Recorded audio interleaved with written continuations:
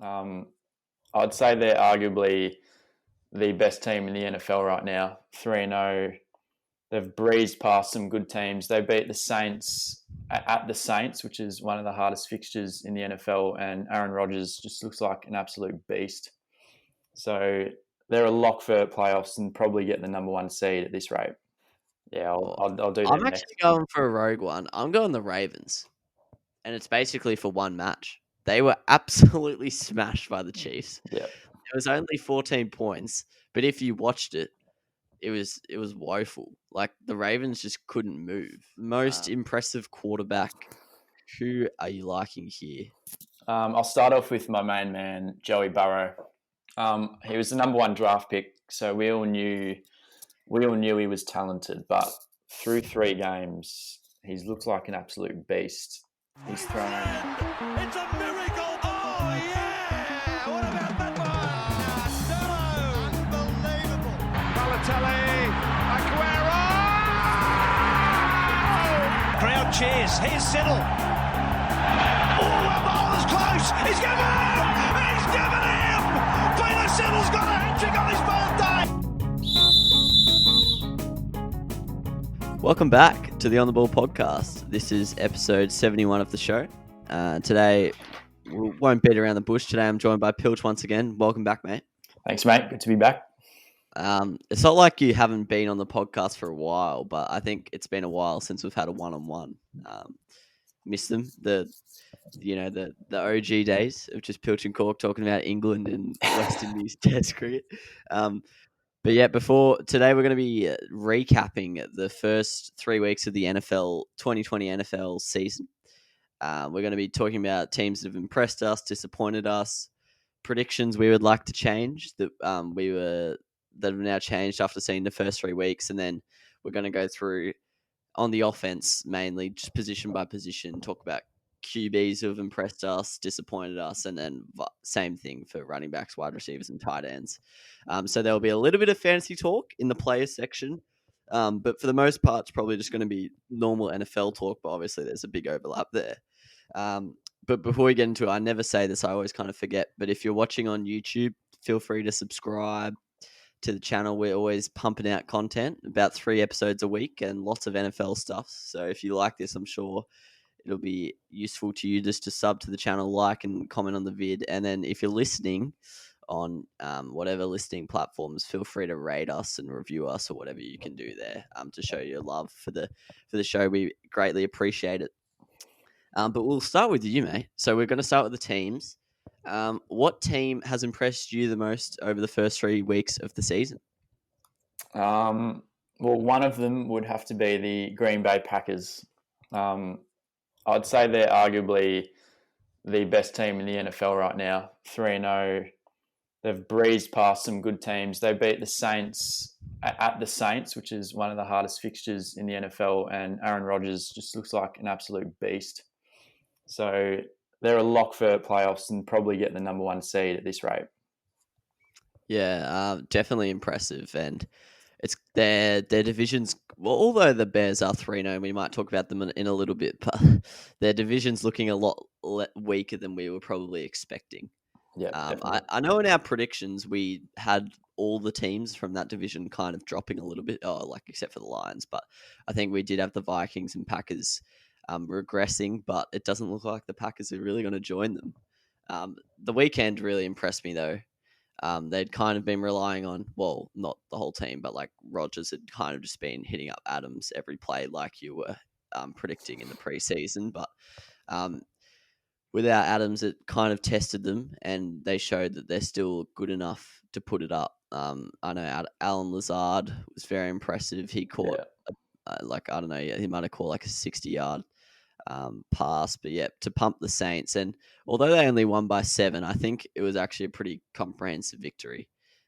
There's been quite a few of those where the scoreboard is probably a lot kinder to the team that loses, because I think the Packers were pretty dominant. But yeah, I actually have to admit I'm probably a bit harsh on the Packers sometimes, but yeah, they've been pretty good this season. And as you said, they're a lock for playoffs with the form the Vikings are in, and obviously the Bears quarterback situation. That's going to be tough for them to make playoffs. Yeah, so the Packers, they're very impressive. Um, I, are you surprised by Rodgers? We might maybe talk about him later, but are you impressed with how he's done, or is this what you're expecting from him? Well, we know he's a beast, but it's hard not to be impressed by what he's doing because we thought he might struggle a little bit this year with the lack of weapons, but the bloke's just been balling out and he's arguably in the MVP contention at the moment, probably top three with Mahomes and Russell Wilson. Yeah, it's going to be. I agree with that. Yeah, it's going to be a big 3 weeks for them. They've got the Falcons, who that's basically do or die for the Falcons. If the Falcons Yeah. are 0-4, they're out. Like I'm sure people are saying they're out after 0-3, but I'll cut them a little bit more slack and I'll give them an extra game. But yeah, if they're 0-4, they're out. So that's a must die for the Falcons. So you would expect that to be a tough game for the Packers because like the Falcons need that win, and then they've got the Bucks in the following week. So a big fortnight for the Packers. And then they've got the Texans after that, who, although they don't seem that impressive after the first 3 weeks, at that point they might be 3-2 or something, and really looking to get a big scalp to put their season back on track. So it's going to be a very interesting first 3 weeks. Next 3 weeks for the Packers. I think we'll learn a lot about where they're actually sitting at the moment. My first team that's impressed me, I can't lie, I probably wouldn't say this sentence too often because we just expect them to be good for every season in the last 20 years, but I'm going to say the Patriots. Yeah, I don't know. They haven't in the first week they didn't like they weren't dominant. They beat the Dolphins 21-11, but they came out, lost to the Seahawks on the final play basically. Cam Newton got stopped on the line. They were that close to beating probably the most informed team in the NFL right now, next to the Chiefs. And then on the weekend, they pumped the Raiders pretty comprehensively, beat them by 16 points. And probably what's impressed me the most about the Patriots is their point scoring ability this season. I know the first week's probably you could have probably expected them to score a little bit less, a little bit more, but I think the Dolphins' defense is pretty underrated. Full stop.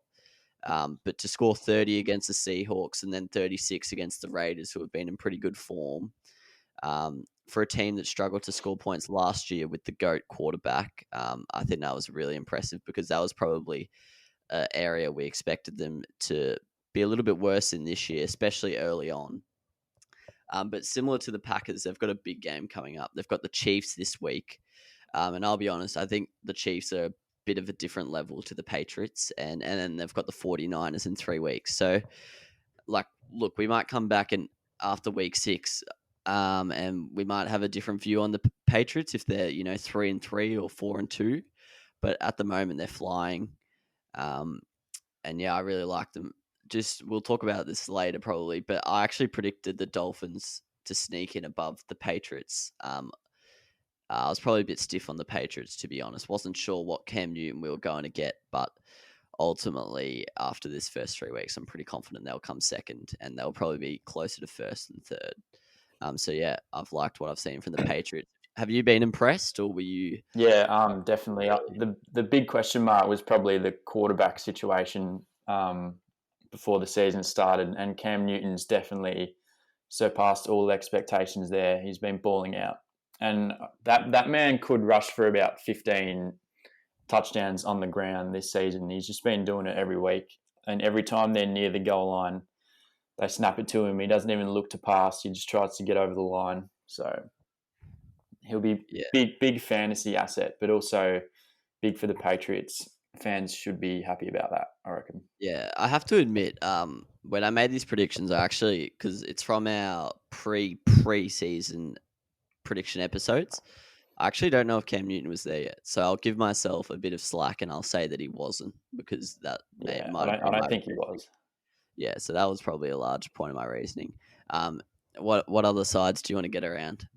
I'll go the obvious Seahawks. I mean, aside from the Packers, they probably also look like the best team in the comp, and their offense is just ridiculous. Like Russell Wilson's pretty much got the MVP in his back pocket at this point. He's been throwing up 5 TDs per match. Their weapons look ridiculous. Carson, Lockett, Metcalf, Like they don't even need a good defense because they're just going to put up 35 plus points a game each week. So they are a very scary prospect. Yeah. Do you think they're going to win the West? Are you pretty confident? Yeah, they will. They're definitely the Niners' injuries are going to cost them.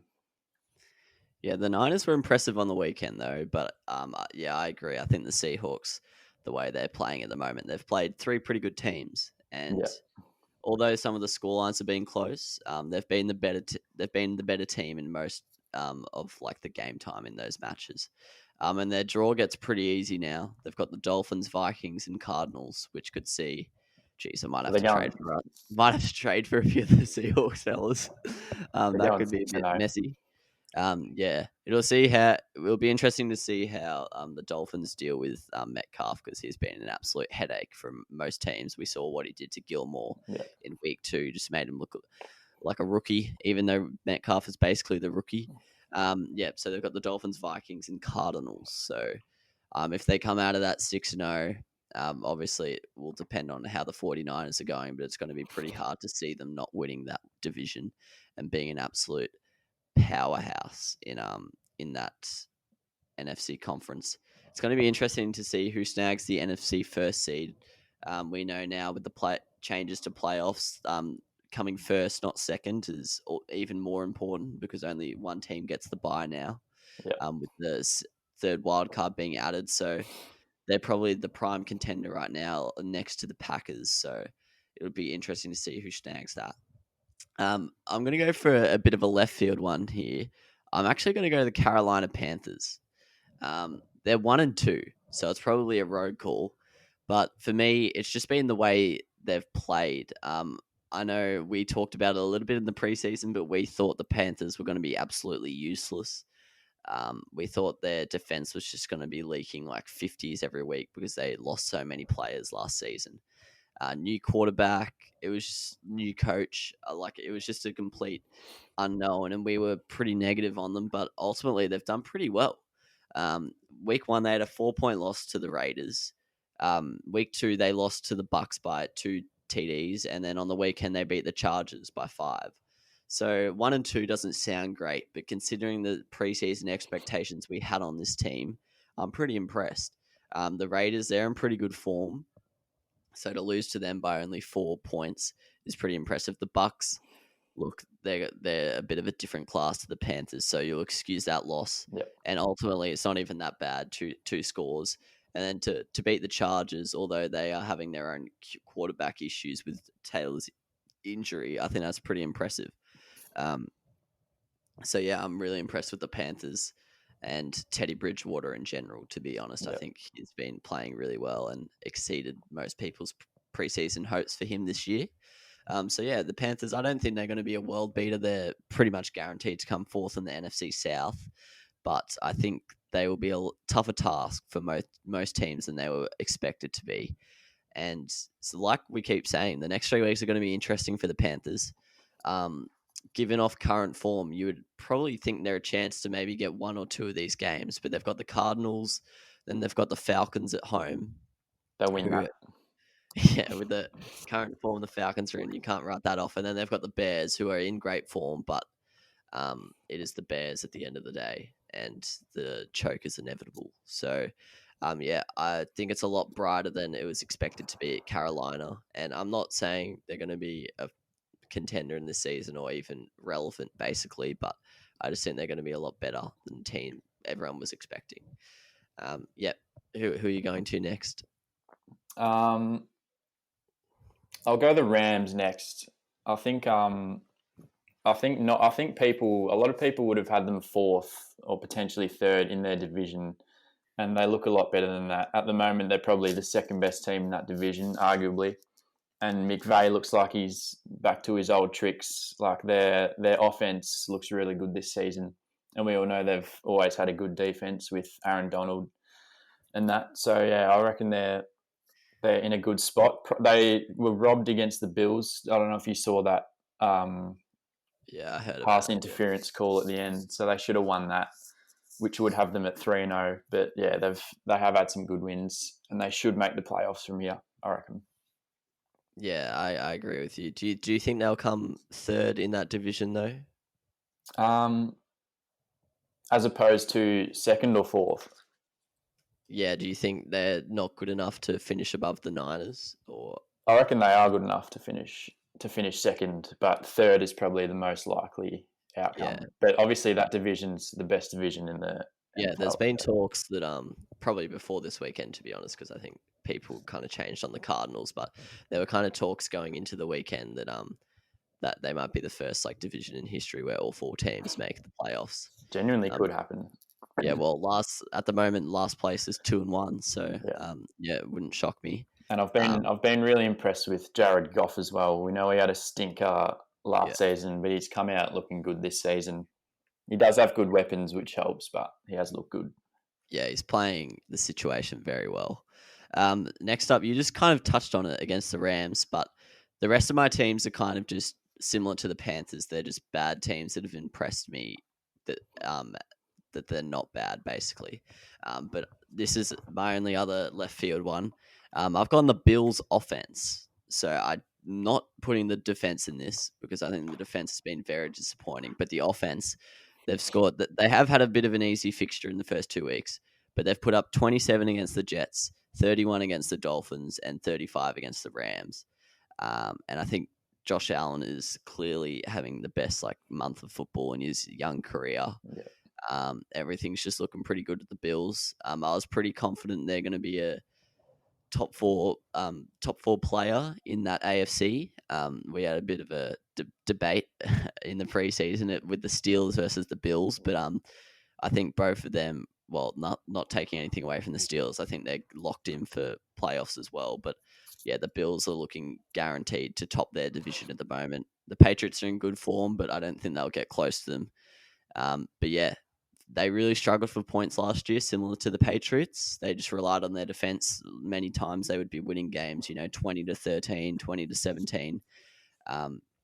But to have 230 plus scores, I think the Bills administration would be pretty happy with how their team's going at the moment. And I think Stephon Diggs is fit in pretty nicely. Yep. But yeah, that offense is slowly looking pretty good. Josh Allen's getting better. Then they've got a bit of a trident with Diggs, Beasley, and Brown, and then Singletary with Moss finishing off the drives. It's a nice little squad they've got going there on the attack, and their tight ends aren't too bad. So on one side of the ball, the Bills have been quite impressive. Anyone else you want to touch on in the impressive, or do you want to head to the disappointing? I'll give the Raiders a quick shout out. I think they Yeah. deserve a shout out. 2-1, not the best showing against the Patriots last week, but they beat the Saints 2 weeks ago, and they've got some great players on offense, as we know, like Darren Waller and Josh Jacobs look like absolute specimens, but their defense has also been really impressive, which we probably would have thought would be a weak point coming into the season. But they've played quite well, and the win against the Saints was very impressive. Yeah, the rest of my teams I was going to mention, we've basically touched on them all, but the Seahawks and Chiefs, obviously they're pretty boring ones to go over, but I think they've been just insane. And then Washington, Jacksonville, and Miami, I think they've been a lot. Well, Miami, I don't think people had that low expectations for, but I think they've been a lot more competitive than everyone was thinking. That Washington defensive line is pretty scary. And yeah, the Jags and Dolphins have been making a good fist of it. Moving on to disappointing. I'll start us off with the other half of my final impressive one there, but the Bills defense.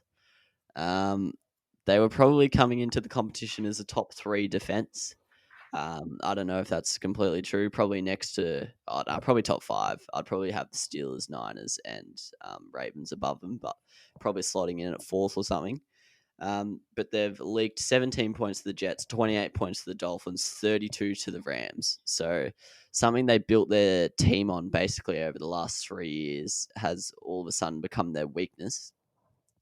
And I don't know. I think it's a bit of a worry. I know they have 2 injuries to their 2 starting linebackers, I think, which is probably a huge factor because linebackers are basically like your quarterbacks out there on the defensive side. But yeah, I think it's a bit of a worry given the fact that defense is kind of the way the Bills were expected to win this year.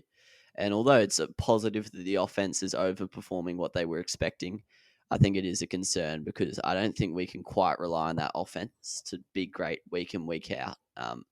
Obviously, Josh Allen's been awesome in the first 3 weeks, but I still think he's not too far away from having a game where he, has 150 passing yards and 1 touchdown, 2 interceptions, kind of stat line like that.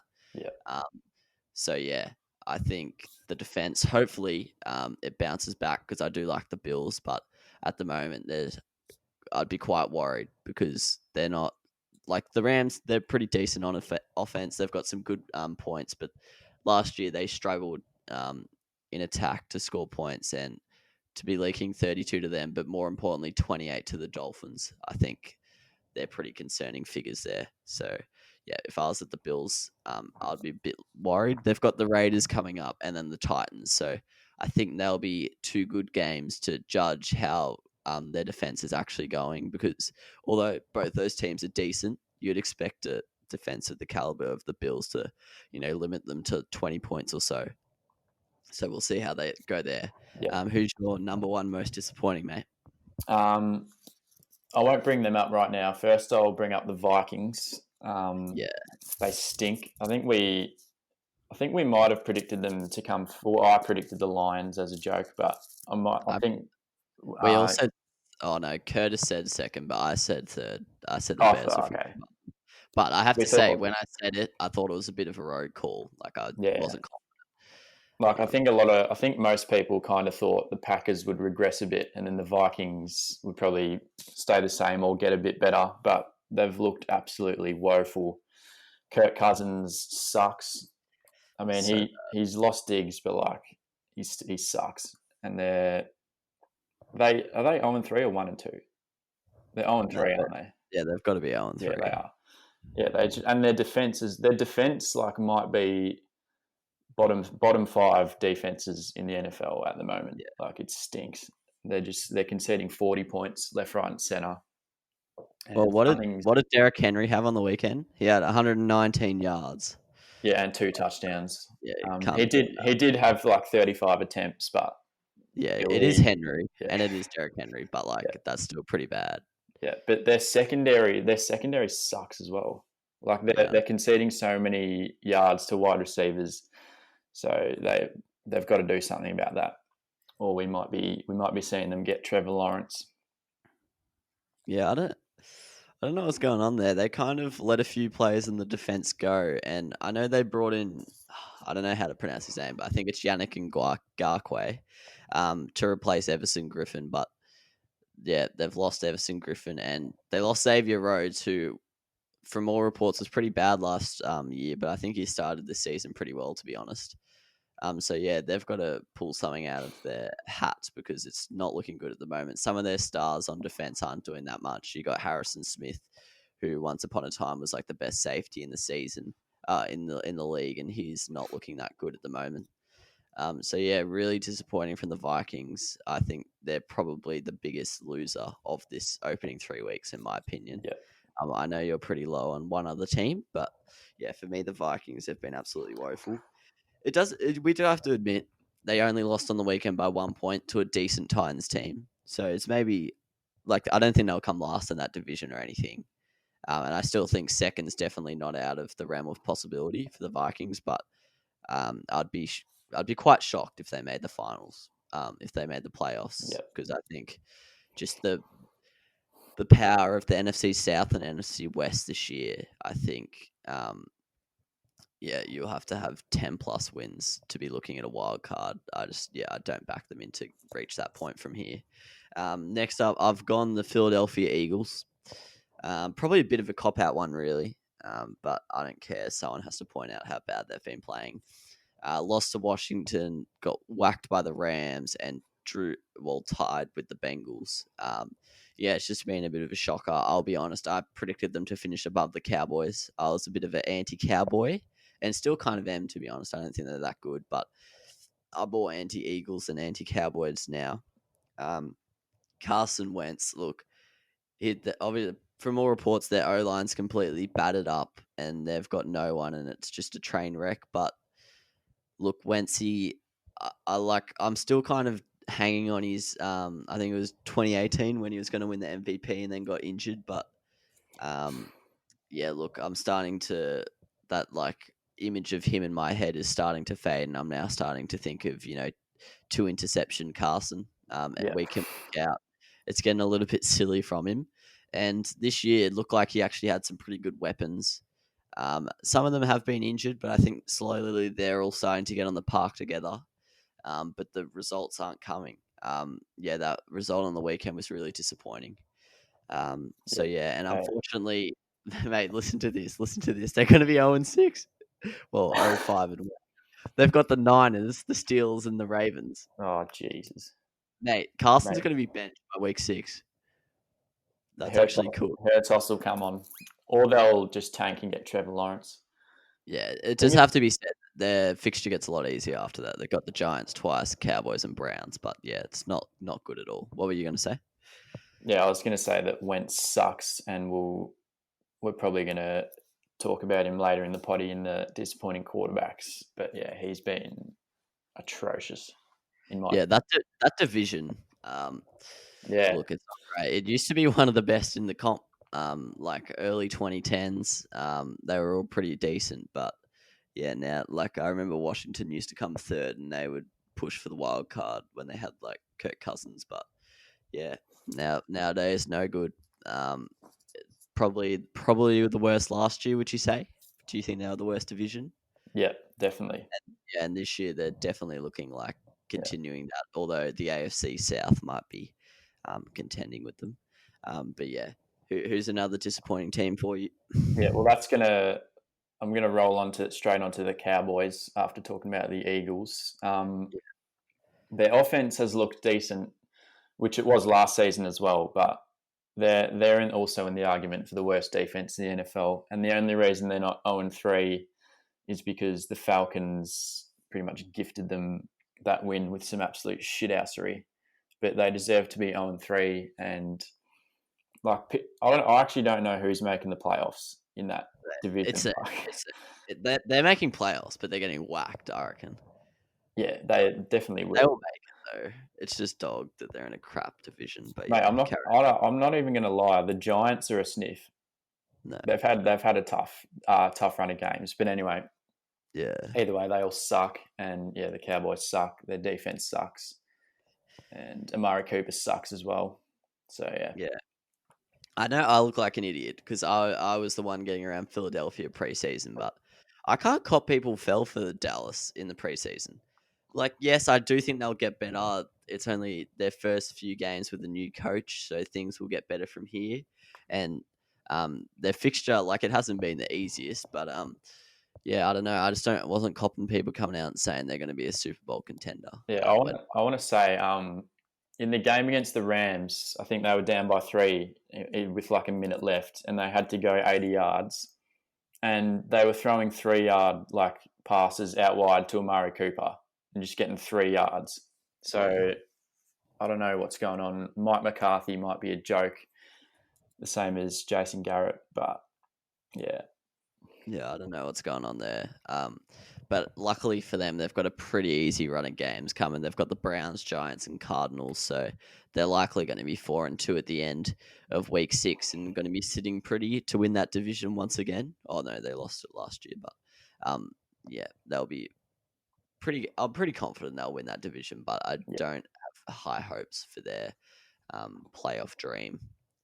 But yeah, next up, I've got. Who am I going next? I'll leave you that team. Yeah, I'll do that. I'm actually going for a rogue one. I'm going the Ravens.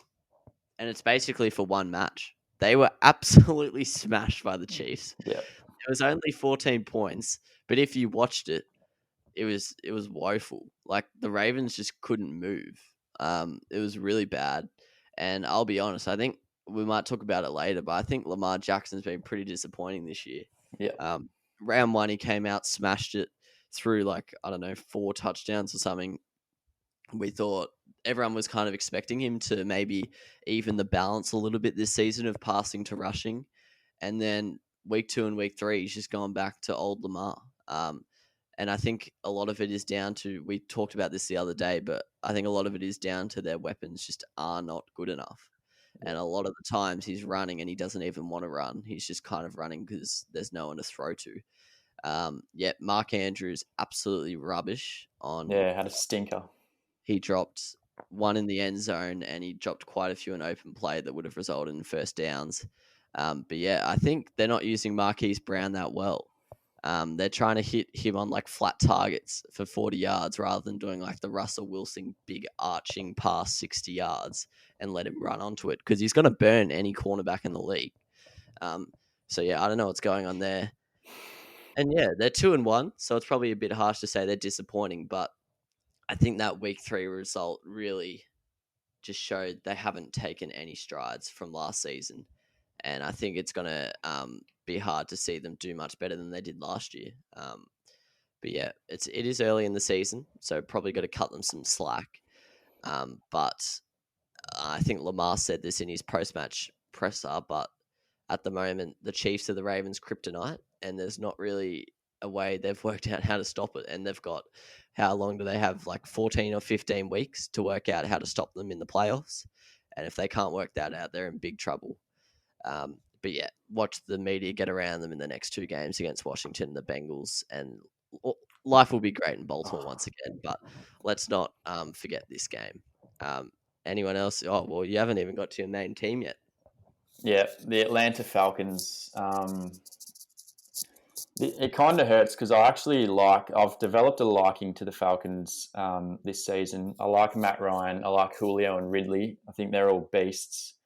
But apart from those 3, I want to say they're the worst team in the NFL if you exclude those 3 players. Their defense is arguably the worst. Like, teams just chuck up 40 points against them for fun. And Matty Ryan just has to somehow throw 4 touchdowns for them to be a sniff. And their offensive line sucks. Todd Gurley hasn't really looked like his best self. And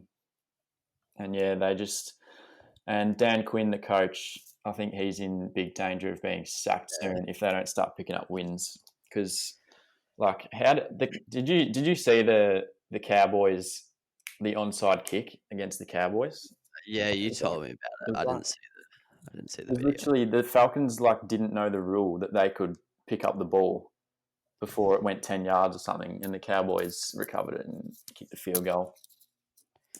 Yeah, I feel bad for Falcons because another part of this is because I'm pretty sure I predicted them either 8-8 or 9-7 and pushing for second in that division as well.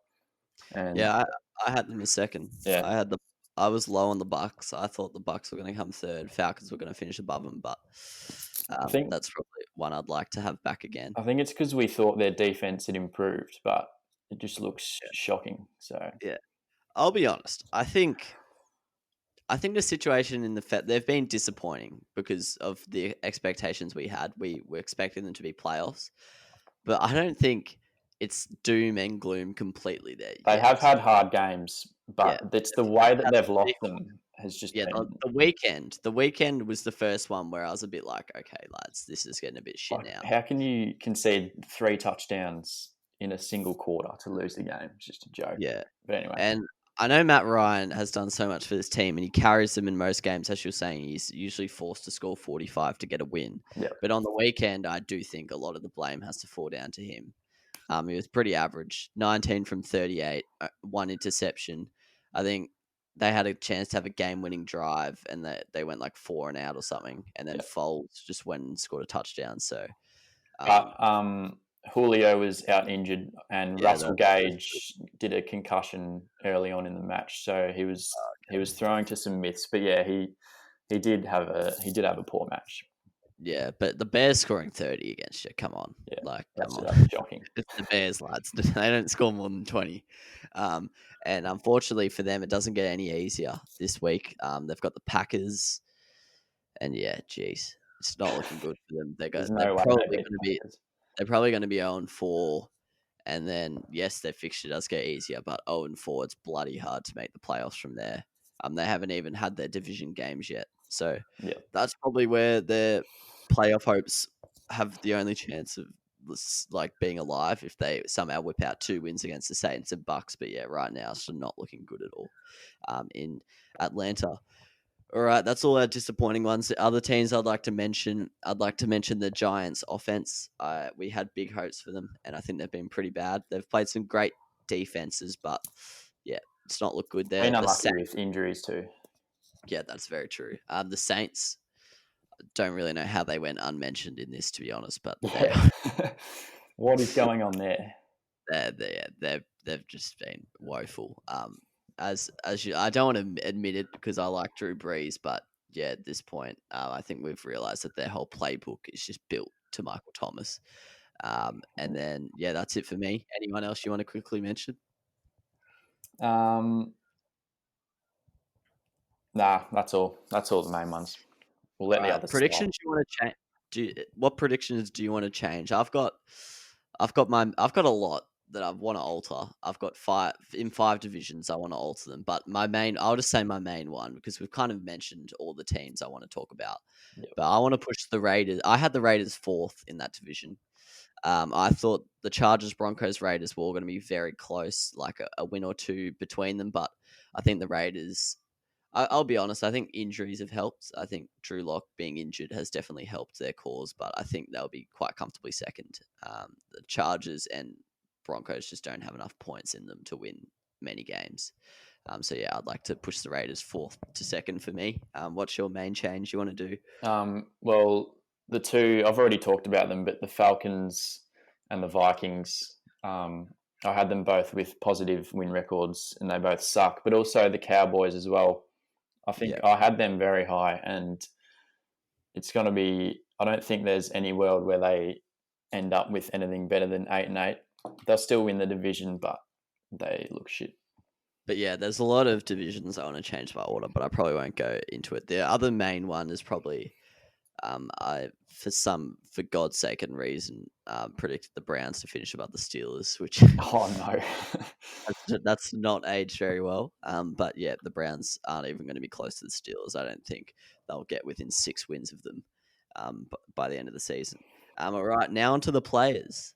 I'll get you to start us off. Most impressive quarterback. Who are you liking here? I'll start off with my main man, Joey Burrow. He was the number 1 draft pick, so we all knew he was talented. But through 3 games, he's looked like an absolute beast. He's thrown 5 or 6 touchdowns, thrown for over 300 yards in 2 of the games, and rushed for another one. And they've who'd they play last week? They played the Eagles and tied. Yeah. They've played some decent defenses. I still think they're better than Cleveland. I think they played away at Cleveland in that game and like marginally lost. That's a big call. But yeah, anyway, very impressed with Joey Burrow. Slightly biased because I froth him, but he has been very impressive. I have to say, I am always pretty wary of rookies, and I think everyone gets too high on rookies coming out of the draft. But I'm one of those people, but yeah, Burrow, well, most people are, to be honest, but Burrow he's looking like the real deal. Yeah, I think he is. I know it's only 3 games, and I think all they've had is 1 tie, but they're looking like I'm liking what Joey Burrow is producing, and I think he's going to be a great quarterback, and yeah, definitely good. And in fantasy terms, he's doesn't mind a run either, so I think he's going to be a good fantasy quarterback for a long time. For me, most impressive has been Josh Allen. You've obviously got your obvious guys, your Russell Wilsons, your Aaron Rodgers. I don't know if you're going to talk about them in a second, but yeah, Josh Allen for me, he's had a breakout month basically. He's had over 1,000 yards, only one of 2 QBs in the league to do that, 10 touchdowns and 1 interception. So like touchdowns is a hard one to go off because look, someone could have got their team there and then they just rush 1 yard and it doesn't go down as a touchdown to the QB. But the yards is just showing how far he's moving that team up and down the field. So yeah, perhaps all he's been missing is that long range pass catcher to stretch the defense, which is Stephon Diggs. And I think that might have opened up the whole field for him and he's loving it. Interestingly for them, I might talk about this later in the wide receiver section, but Cole Beasley is seeing a lot more action than John Brown, and I reckon that could be because Diggs is stretching that defense, and there's more space in the middle for Beasley to like cut across in the slot. But yeah, Josh Allen's loving it at the moment. 71.1% completion, but yeah, over 1,000 yards. That's perfect, and probably one of the most people criticize him a lot. So I think he's done very well. But yeah, anyone else you want to mention? Yeah, the obvious ones like Rogers and Wilson, who you mentioned before, but another bloke I've personally been impressed with, who I wasn't very high on coming into the year, Big Ben. Ooh, yeah.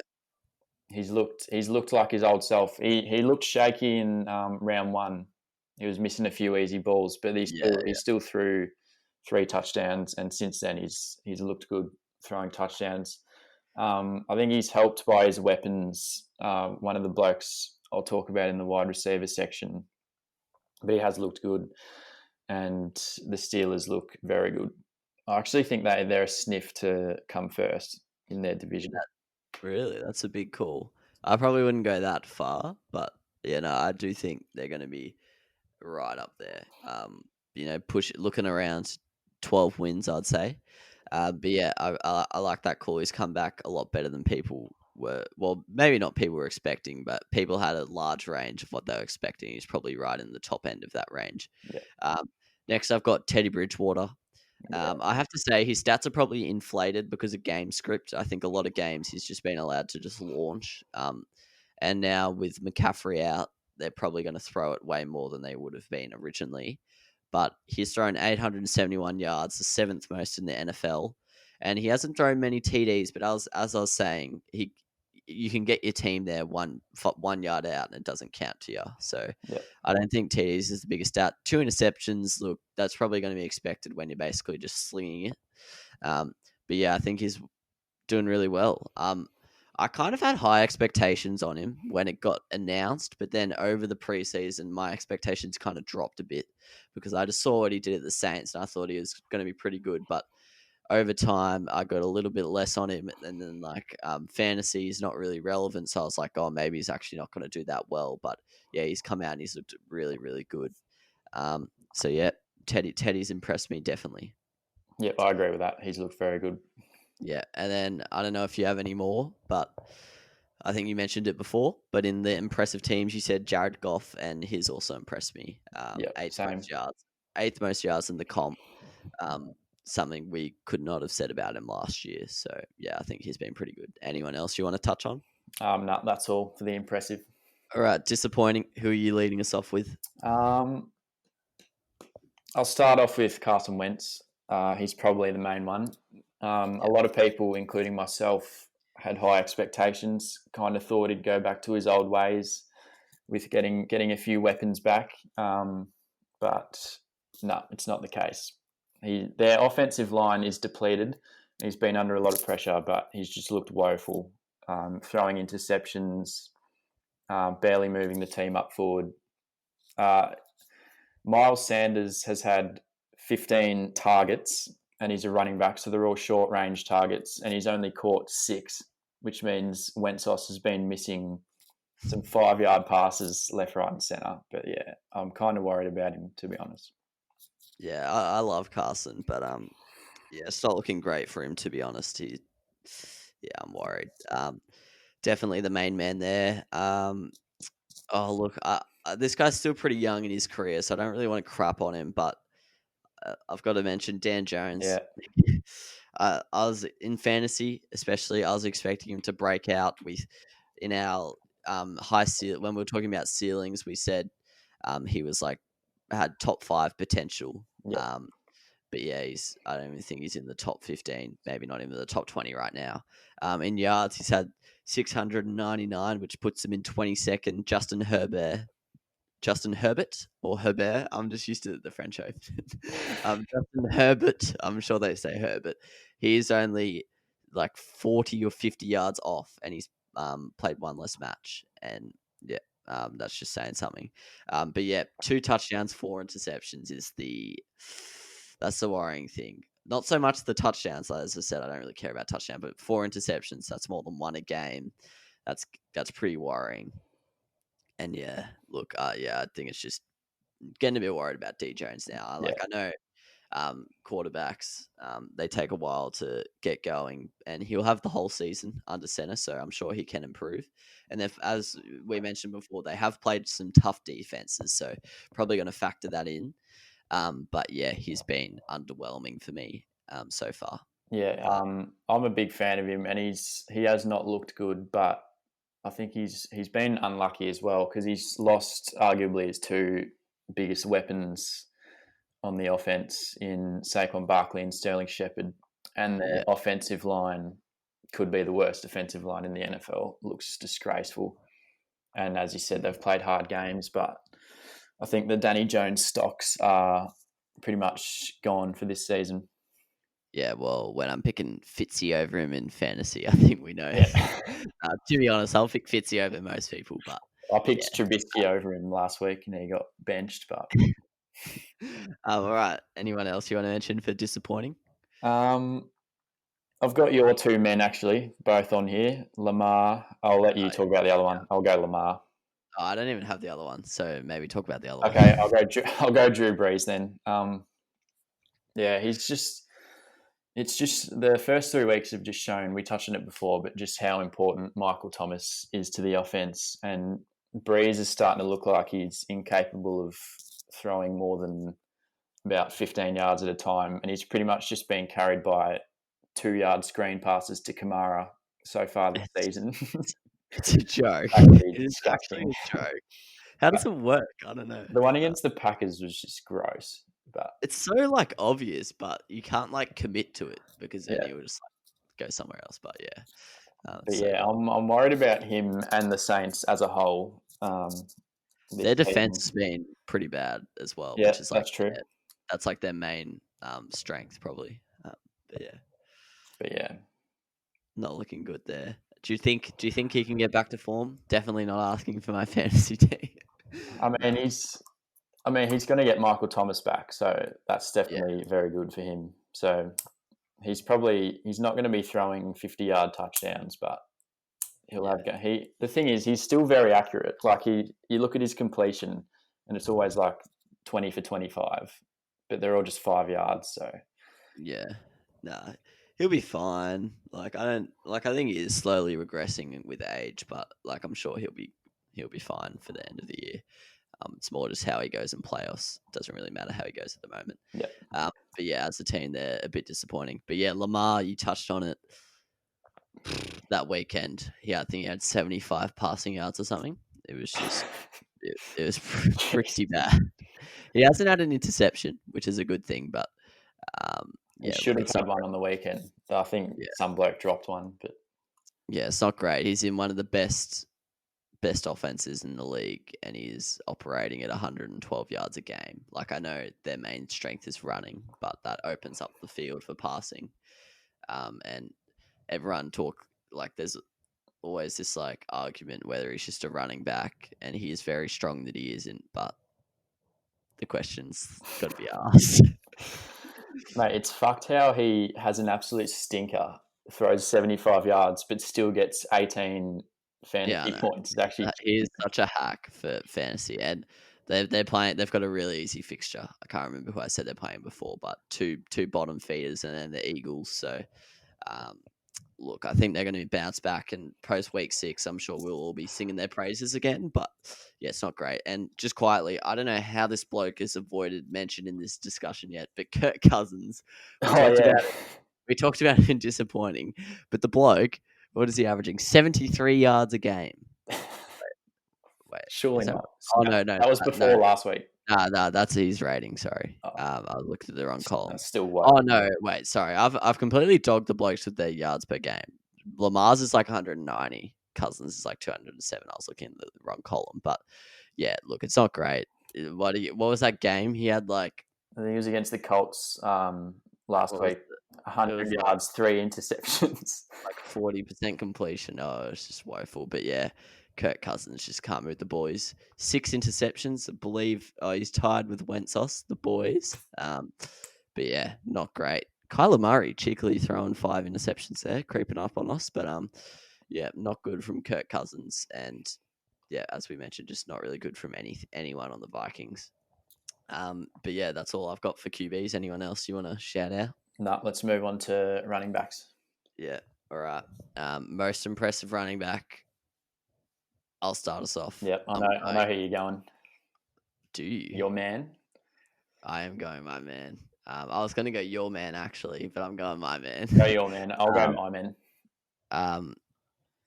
Wait, we can stop because I'm getting the page up. Actually, Wait, which one of my men were you going to go? Sanders or Clyde? Yeah, fair. All right, yeah, my man. We have James Robinson. I just said Robertson for some reason. 339 yards from scrimmage, 3 touchdowns, and so those 339 yards are on the Jacksonville Jaguars. I'd like to point that out. One of the worst teams in the league, one of the worst quarterbacks in the league, one of the worst O-lines in the league. He's pretty much got the worst gig of all time, and he's doing pretty well with it. Yes, Fournette was a bit of a beast there as well, but I think Robinson is showing great signs of being a great player. When was it? Thursday night football last week. So Friday for us in Australia was the first time I saw James Robinson in action, and he looked seriously good.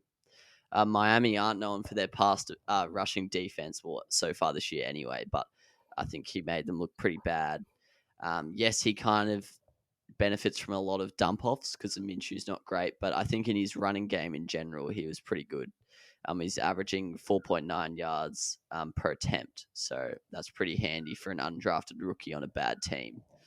So, yeah, James Robinson is definitely the most impressive running back for me by quite a long stretch. Yep, same with me. He looks like an absolute beast. And in terms of fantasy, the old game script argument, they're probably going to be 30 points down in every last quarter this season, which means it'll just be dump off central in Jacksonville. So you've hit the absolute jackpot with Robbo there. And because Minshew can't throw, I'm hoping whenever they get red zone, just run it over, boys. But yeah. I'll go Aaron Jones.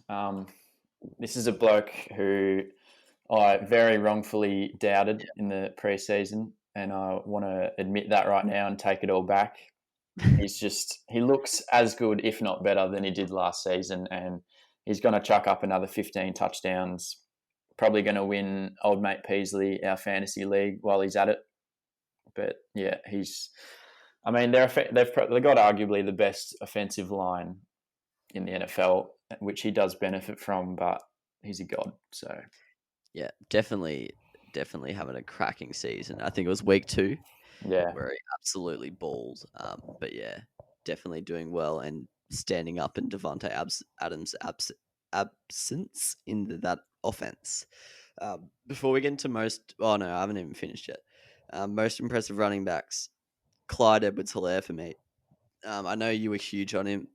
You drafted him very early in fantasy, along with many others in the world. But I was reserved a little bit, as I am with most rookies, as I said before with Burrow. But yeah, he's been awesome. I don't think it's too hard to look good on that offense, but to look as good as Clyde's looked, I think that's a credit to him.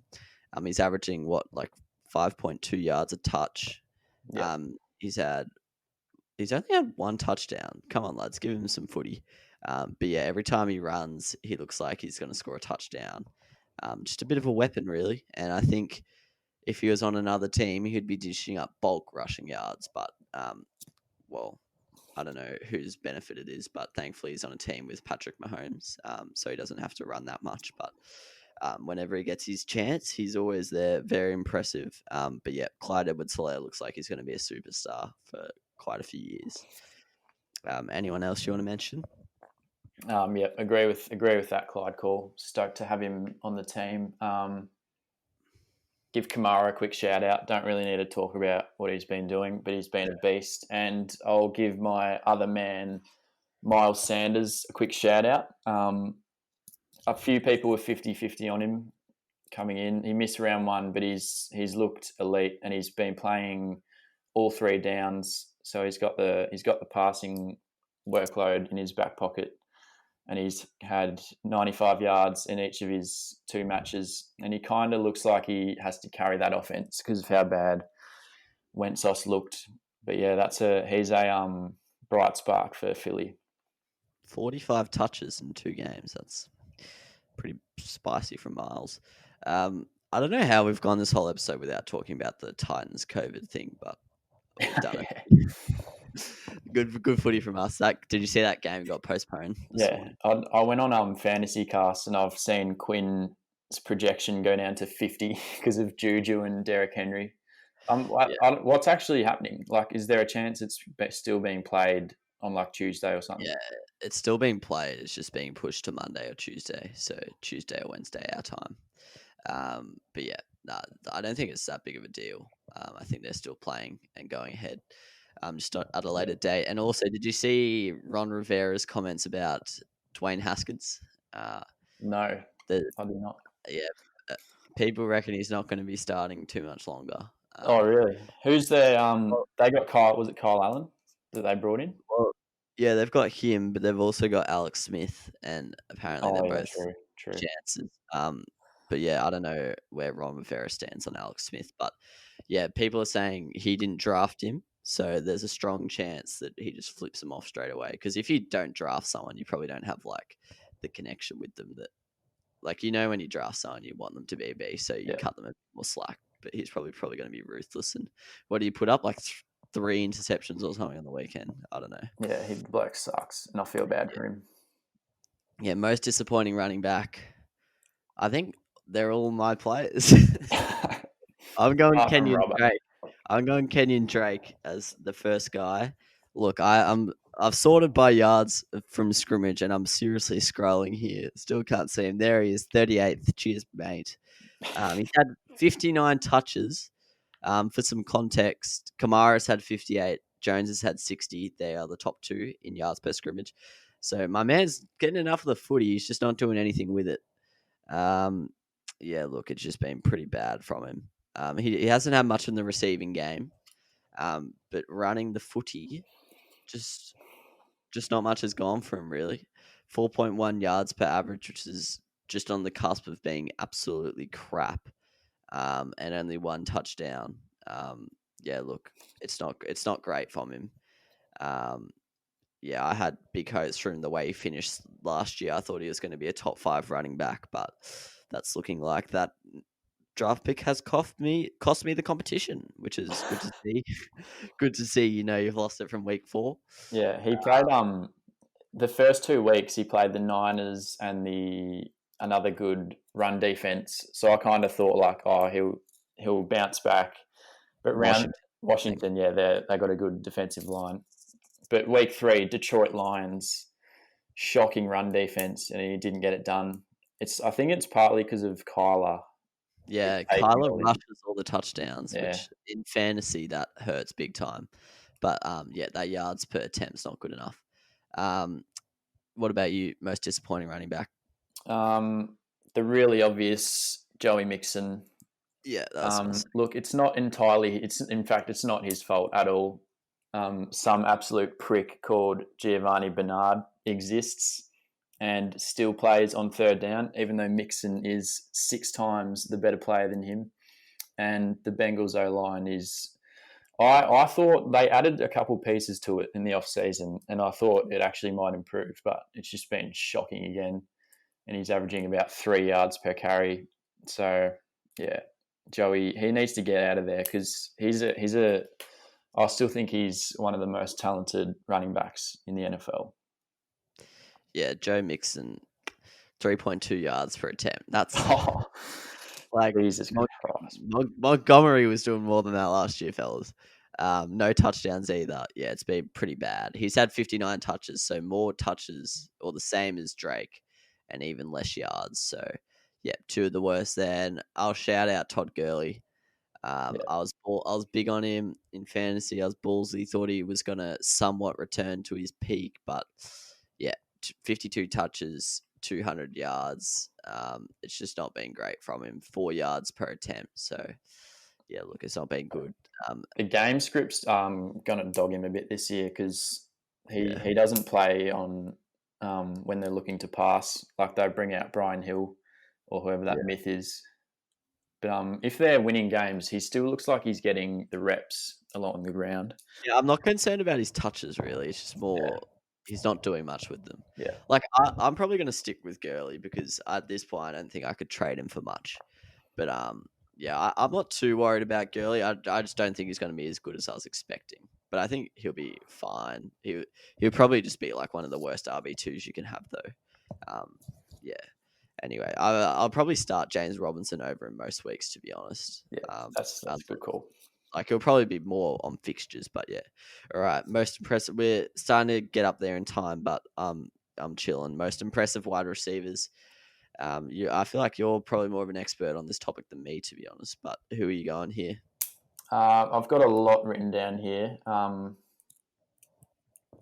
start it off with Calvin Ridley, probably the most obvious one, but the bloke is a god, and I'd arguably. Here's a question for you: if you could trade Julio for him straight up, are you doing it in fantasy?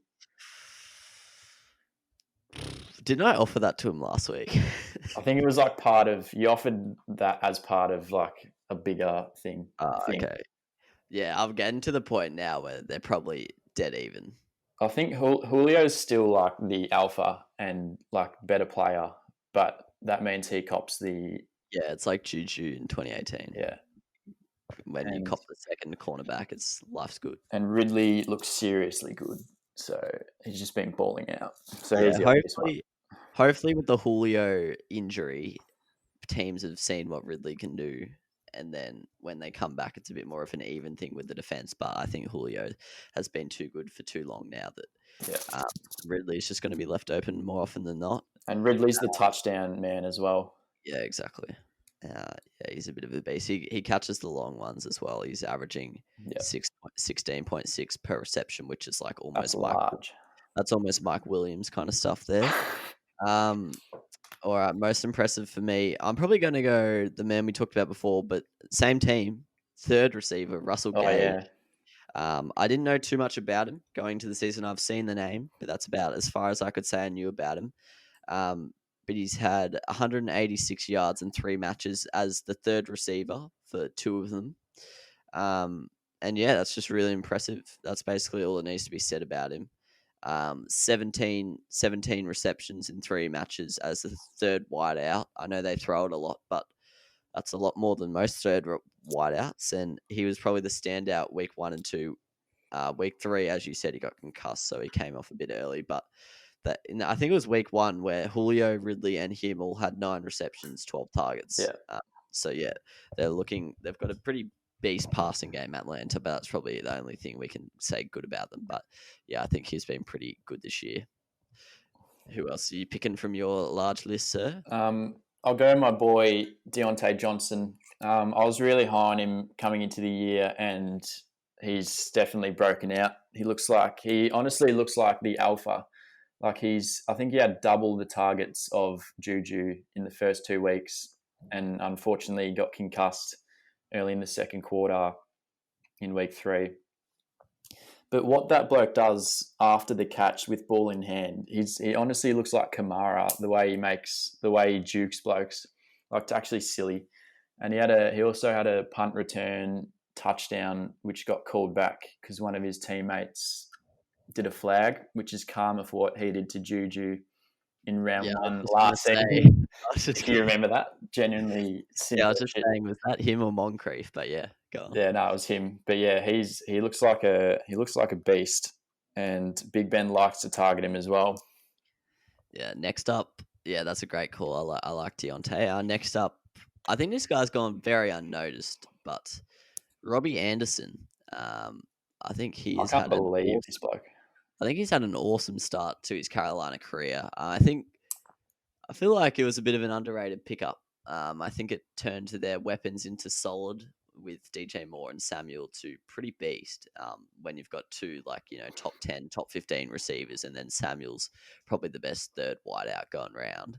But yeah, he's killed it. 20 receptions, 278 yards. He's just like this magical balance between long range and high catch rate, which you just don't see. He has an 83.3 catch rate, and he has 13.9 yards per reception, 11.6 yards per target, which is the highest yards per target in the top.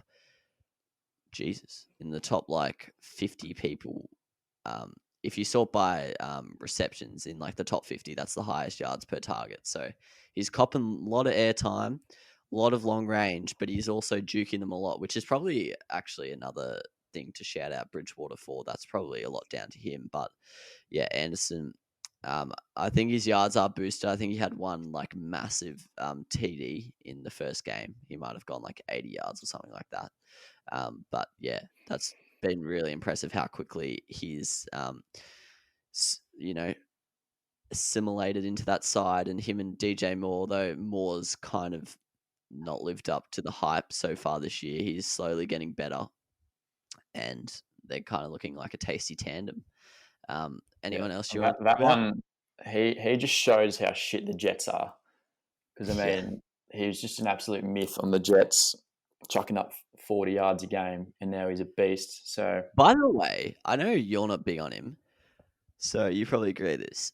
I'm a bit of I think he's decent, but how does Darnold not ever get talked about? for being Like, shit, or yeah, like Josh Allen gets rinsed more, used to yeah, get rinsed like last year more than Darnold does. And I know the Jets suck in most positions, but like he, if they go through this year with like 2 wins, surely they've got to consider like drafting a QB, because I don't think he's the man really. yeah, like if they came last, I reckon they'd have to draft Trevor, Yeah, ditch but Darnold. at the same point, like, why have you drafted a top 10 quarterback and then you've just put like Jamison Crowder as the best weapon he's got? Like, Yeah, I don't know. I don't really know what they're doing at the Jets in they general. they're just a joke of a franchise. Yeah, I don't know what they're doing there. They are rubbish. So who else do you want to talk about?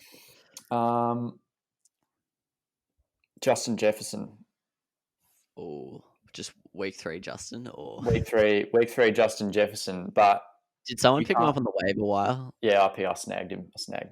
I Um, didn't check. I just don't think when you've got Kirk Cousins and on the Vikings, I don't think 7 for 180 yards and a touchdown in your third ever match, that's not a fluke. Like he has to be seriously good to be putting that up. So, I mean, as a rookie, if you're doing that in your third game, you're a god. So Yeah, I was keen on Jefferson. I thought he was one of the tastier looking draft prospects, and yeah, it's good to see him breaking out with that big game. The only I don't even want to really mention. I was going to mention Corey Davis, but realistically, he's just slotted into the wide receiver 1 role there, and he's done well. what's But the deal with AJ Brown? How long is he out for? I don't even know. I don't even check my team anymore. Hey, you've been stinged so hard. For those listening, I've copped AJ Brown, Julio, and John Brown. So on the weekend, I physically couldn't start a wide receiver in one of my wide receiver slots. I would have had to drop someone and pick one up just for the week. But yeah, that's what I'm dealing with down at Mish's Men. I know you got a long list, but anyone else you want to mention? I'll just give quick shout outs: Hopkins, Metcalf, and Diggs. Yeah, or rate all those shouts. Most disappointing wide receiver. All right, we probably won't spend too much longer on these last 3 categories because we are getting up in time. But I'm going Odell Beckham Jr. I don't know. I just think he's been pretty crap. I don't know why people were drafting him as like the wide receiver 10 or wide receiver 12. Like for me, he was like the wide receiver 28, if that.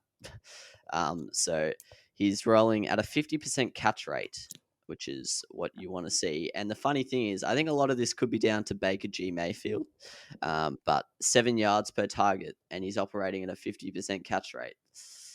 Like, I'm sure a lot of it's down to Baker, but I don't know if you can put all of that on Baker. That's pretty bad.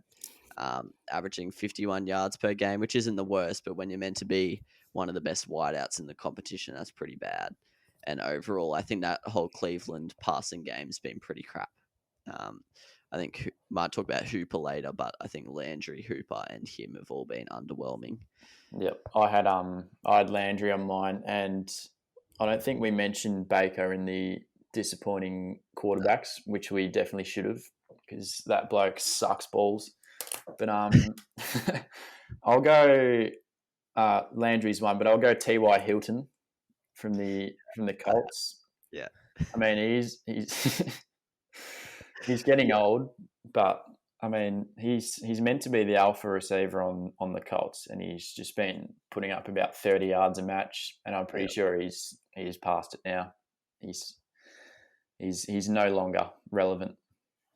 Yeah, I don't know what's going on with that. I actually don't know what the Colts are. Like they somehow are good. Mate, They somehow are good, but aren't they 2-1 with a loss to the Jags? Yeah. Like how does that work? They pumped, I think it was the Vikings. They pumped the Vikings like 38-11 and then lost to the Jags. Oh, yeah, they beat the Jets as well. That was a given. But so I don't know if they're good or not, but yeah, it's a bit weird. But yeah, T.Y. Hilton's definitely been poor. Other guys I'll mention, John Brown. I think, as I said before, he didn't play the second half of the weekend's game and he had an injury all last week. But I think they had easy opponents in the first 2 weeks, so he copped a lot of touches. But I think Beasley's almost getting more action than him now. And yeah, look, I think especially in fantasy terms, but just for the rest of the season, I don't think I expect much from him. He's pretty old. He's probably going to be the wide receiver 3 there now, just given that Cole Beasley plays in the slot. And yeah, I don't have much. Yeah, I don't know. It's probably a bit stiff on John Brown. I probably forgot to factor in that he didn't really play on the weekend, but yeah, it's probably more just because I have him in fantasy and he dished up a donut for me. And then other two I'll mention, I'll say Renfro. He had a good game on the weekend, but I think the first 2 weeks he was very disappointing. I drafted him. I thought he was going to have a bit of a breakout this year, but yeah, he's not looking like he's going to be a dominant player in that offense. And then Brandon Cooks is someone else who I thought might have returned to 2018, 2017 Brandon Cooks form, but yeah, he's not really getting near it at Houston. Neither are any of the Houston boys really. But yeah, who else for you? DJ Moore is my last one. Yeah, I mean, a lot of people, including myself, were very high on him coming in.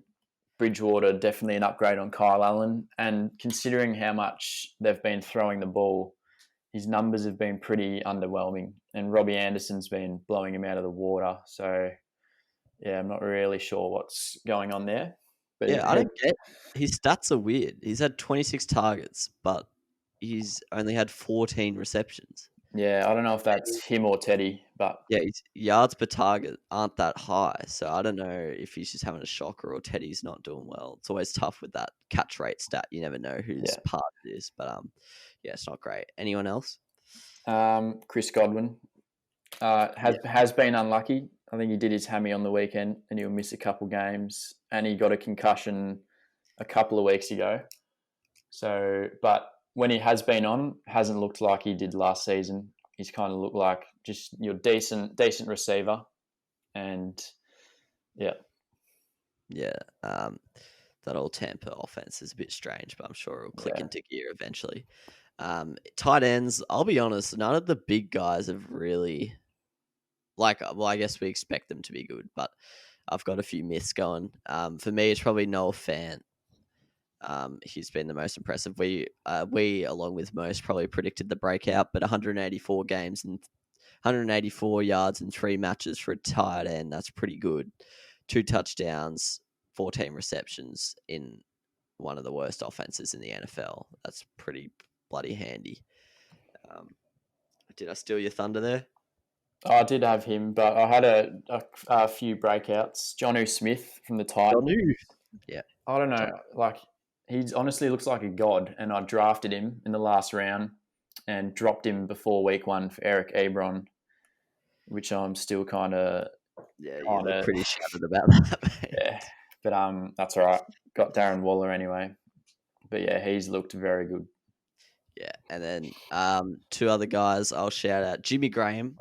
Yeah. I was a bit of a fan of his work coming into the season. I thought he'd be pretty decent option, but he's been good. I think it was the weekend he had a bit of a breakout game, maybe 2 TDs or something. And then Higby, probably not as many yards as some people would have been expecting, but been a big scoring threat for the Rams. So he's always someone, especially in fantasy, who's going to be a spicy player.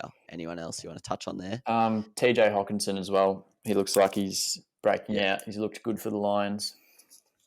Yeah, we love the Hawk. We've basically predicted all those breakouts, but I think most people had as well, so I'm not going to get around us. Most disappointing, I'll kick us off with my main. All my men are disappointing. Yeah. Getting concerning when half my fantasy teams in the disappointing sections, but Austin Hooper. I didn't have much hope for Austin Hooper. I actually thought I was a lot lower on him than most people. I think on Fantasy Pros, which is like the fantasy website, I think he was being picked around the wide receiver 10th or something. But I had him lower than that. I just wasn't too keen on him. And maybe he was even being picked higher than that. I actually don't know. But I wasn't too keen on him. Just ended up drafting him because I thought he had a bit of upside as a bench tight end, and he is like just not touching the footy. His catch rate's quite low for a tight end, so I think a lot of the Cleveland issues can be blamed on Baker. But yeah, just not copping much snap count, not copping much footy. Even with the Njoku injury, it doesn't look like he's going to be relevant at all in fantasy this year. And quite frankly, I don't think, well, it's obviously Baker's fault, but I don't think the Browns picked up what they were expecting. But yeah, who's been disappointing for you in the tight end spot? We touched on him before, but Mark Andrews, his snap count last year and this year haven't actually been very high. Like he doesn't actually, compared to the other like top end tight ends, he spends a lot less time on the field, but plays for the Ravens, so he's going to get 15 touchdowns. But he looked woeful against the Chiefs. Dropped a couple sodas, including a touchdown, which you would have been quite shattered about. But yeah, he's looked pretty shit. Yeah. No, not looking good. Other guys I'll mention, my starting tight end. So both the fellas going Jared Cook, just not seeing the ball. Not sure why, but he's just not seeing it. And then 2 others, Evan Ingram. I don't know if he's been injured or what. Never know with him, but he's not really looked what we were expecting. And Kyle Rudolph, I don't know. He finished the last year really strongly. Was good in the playoffs, and people were maybe expecting Irv Smith Jr. to come out and steal his touches, but he has done nothing either. But Rudolph's just done nothing. So I think once again, I'm seeing a bit of a theme here that all our disappointing guys have disappointing QBs. So maybe True. It's all down to that. But yeah, they're worth a mention. Yeah, definitely big worry signs for Cook. Not really. I was very high on Cook as well. I think we both were, and I'm not really sure what they're doing. But my last guy, Zach Ertz from Philly, great shout. Yeah, just hasn't really. I mean, he had those talks a couple of weeks ago about potentially leaving, but honestly, Dallas Goedert looked like the better player for the first 3 weeks, and he's unfortunately fractured something, so he's out now, which is lucky for Ertz fantasy owners, but Ertz has looked pretty bad. He's only been, I think he has 2 to maybe 1 or 2 touchdowns, but getting absolutely no yards. Obviously, Wentz sucks and the O-line sucks, but yeah, he's been very disappointing in my opinion. So there we go. That's our 3-week NFL recap. I reckon we'll try and do this every 3 weeks. Maybe I think we'll do fantasy episodes in between. But when I know we talked a little bit about fantasy in the back end of this one, but in real life NFL, I think we'll try and do every 3 weeks. We'll do a recap episode if you're all good with that, mate. Cool. But yeah. Thanks for joining me today. Sorry for holding you up longer than you wanted. I know you're off to the beach to go catch some vitamin D and some rays. But yeah, thanks for joining me. Thanks for listening. If you've got this far, show some love to the potty. And yeah, DM me if you want a fantasy football team because mine's up for sale. I'll give it to you for free at this point because it's weighing heavily on my mental it's just affecting me mentally. I can't sleep, boys. But yeah, anyway, thanks for joining me, and we'll catch you next time. See ya.